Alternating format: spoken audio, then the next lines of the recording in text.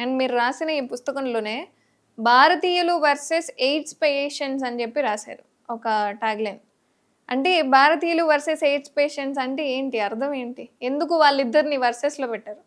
అంటే ఇక్కడ ఉన్నది భారతీయుల ఎయిడ్స్ పేషెంట్సా అని తెలుసుకోవాలి కదా ఎవరైనా.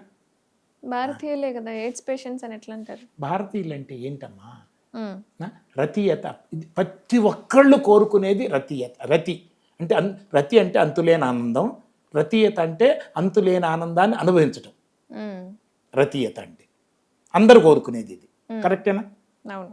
అంత స్థితిలో ఉన్నవాళ్ళు మతాలు మారరు, ఏది మారరు. అవునా?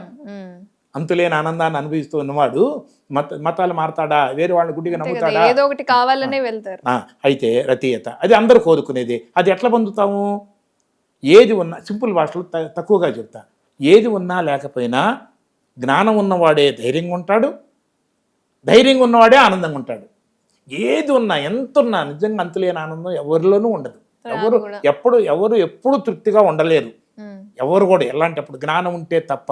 జ్ఞానం ఉంటే ఏమున్నా ఆనందమే, ఏమి లేకపోయినా ఆనందమే. సో జ్ఞానంతో అంతులేని ఆనందాన్ని అనుభవించటమే సాధ్యం అవుతుంది. సో రతీయత. మరి జ్ఞానానికి గుర్తు వెలుగు. అంటే వెలుగు. మరి భాస్కర్ అంటే వెలుగును అందించేవాడు. భాస్ అంటే కూడా వెలుగే. భాస్ అంటే వెలుగు, భాస్కర్ అంటే వెలుగుని కలిగించేవాడు. సో భారతీయతలో రతీయత అనేది అందరూ కోరుకునే అంతులేని ఆనందాన్ని అనుభవిస్తూ ఉండటం అనేది. సో అంటే వెలుగు అంటే జ్ఞానముతో రతీయత, అంతులేని ఆనందాన్ని అనుభవించటం, ఇదే భారతీయత అనేది. సో మరి జ్ఞానం అంటే అంటే వెలుగు అంటే జ్ఞానం అంటే ఏ జ్ఞానము? నేను సత్యమనే జ్ఞానముతో ఆ భావాన్ని, నేను సత్యమైన జ్ఞానాన్ని మనసులో బుద్ధిలో నిలుపుకోవటం ద్వారా అంతులేని ఆనందాన్ని అనుభవించడం సాధ్యం. అవునా? నాకు పరిమితి లేదు, నాకు మార్పు లేదు, నాకు నాశనం లేదు, నాకు మరణం లేదు అన్న భావం ఉన్నప్పుడు అంతులేని ఆనందం తప్ప పరిమితమైన. సో నేను సత్యమనే జ్ఞానంతో అంతులేని ఆనందాన్ని అనుభవించడమే భారతీయత. దీన్ని గుర్తించకుండా ఈ శరీరమే నేను, శరీరం పోతే నేను పోతాను, నా తక్కువ అయితే నేను తక్కువ అని వెలితిని, నా శరీరం పోతే నేను పోతాననే భయాన్ని అనుభవిస్తూ, భయాన్ని బాధని అనుభవిస్తూ, తన భయానికి బాధకి తన అజ్ఞానమే కారణమని గుర్తించక, ఎదుటి వాళ్ళు బాధ పెట్టారని ఇది ఉంటే బతుకుతాను, ఇది ఉంటే తృప్తి అని దానికోసం ప్రయత్నించటం, దానికి అడ్డుపడేవాళ్ళు నేను బతకడానికి కోసం అడ్డుపడుతున్నారు, నేను తృప్తిగా ఉండటానికి అడ్డుపడుతున్నారని వాళ్ళ మీద కోపం తెచ్చుకోవటం, బతకడం కోసం అవసరమైతే 100 మంది అన్నం చంపడానికి సిద్ధపడటం. ఎందుకంటే చావుని అంగీకరించట్లేదు కదా. కానీ చావు లేదు కదా, నేను చావు లేదు అది గుర్తించకుండా తెచ్చుకున్న నా షర్టు పోతే నేను పోయినట్ట, నా కాలు పోతే నేను పోయినట్ట. 2 ఎంట్రుకలు పోతే ఇష్టపడిన వాళ్ళు, బాధపడేవాళ్ళు, 4 ఎంట్రుకలు పోతాయని భయపడేవాళ్ళు, 2 కాళ్ళు పూర్తిగా డ్యామేజ్ అయితే నువ్వు 2 కాళ్ళు తీస్తే బతకమంటే నా కాళ్ళు ముఖ్యం అంటాడా, నేను ముఖ్యం అంటాడా? నేనే కదా ముఖ్యం. కన్ను డ్యామేజ్ అయిపోయి నీ కన్ను దిగిపోతే బ్రెయిన్ పాడైపోయి చచ్చిపోతావు అంటే నా కన్ను ముఖ్యం అంటాడా, నేను ముఖ్యం కాబట్టి కన్ను తీసి ఎన్న కాపాడని అంటాడా? ఆఖరికి నా చెయ్యి అయినా నా కోసమే, నా కారు అయినా నా కోసమే, నా డ్రెస్ అయినా నా కోసమే, నా స్నేహితులైనా నా కోసమే. నేను నా చెయ్యి కోసం కాదు, నా చెయ్యి నా కోసం. దీన్ని వాడుకోవటం. నేను ముఖ్యమో, నేనుకి ఎన్ని కావాలో ఆ నేను తనకు తానే శాశ్వతమైనప్పుడు, తనకు తానే పూర్ణమైనప్పుడు ఇవన్నీ అవసరమా?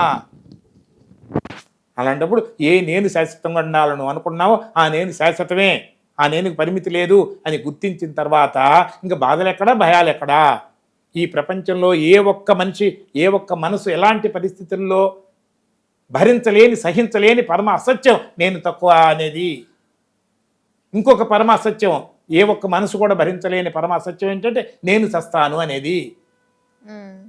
నా చస్తే నేను చస్తానని, నా తక్కువ అయితే నేను తక్కువ అనేది, లేని తక్కువతనాన్ని, లేని మరణాన్ని 24 గంటలు అనుభవిస్తూ భయం పేరుతో చచ్చి ఈ శరీరం పోయిన తర్వాత, మనసు పోయిన తర్వాత కొంచెం టెంపరీగా బెటర్గా ఉంటున్నాం. జీవితం అంతా ఏమవుతుందో అన్న ప్రతిసారి మన ఒత్తిడి పేరుతో నరకాన్ని, మరణాన్ని అనుభవిస్తున్నాం. అసలు నిజంగా అయితే అసలు నేనుకి మార్పు లేదు, మరణం లేదు, అది పరిమితి లేదు.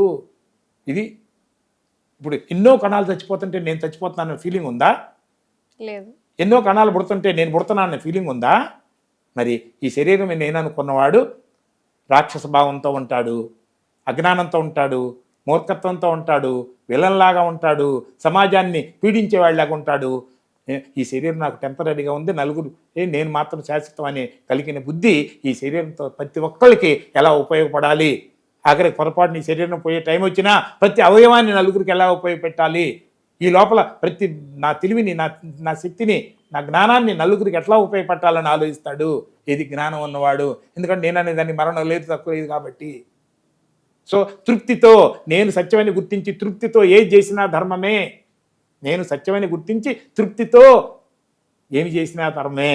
నేను తక్కువ అనుకొని నా తక్కువ అయితే నేను తక్కువ అని తృప్తి కోసం ఏం చేసినా అధర్మమే. నాది పోతే నేను పోతానని బతకడం కోసం ఏం చేసినా అధర్మమే. సో నేను సత్యమని గుర్తించి ధీరత్వంతో ఉండటమే నిజమైన జ్ఞానము. Okay, bye, thank you. ధన్యవాదాలు గురుజీ. ఈరోజు ఈ సంభాషణలో నేను చాలా సత్యాలు తెలుసుకున్నాను. నేను అనే అర్థాన్ని గుర్తించాను అనమాట. Thank you so much Guruji. Thank you for your నమస్తే వాల్యుబుల్ నమస్తే.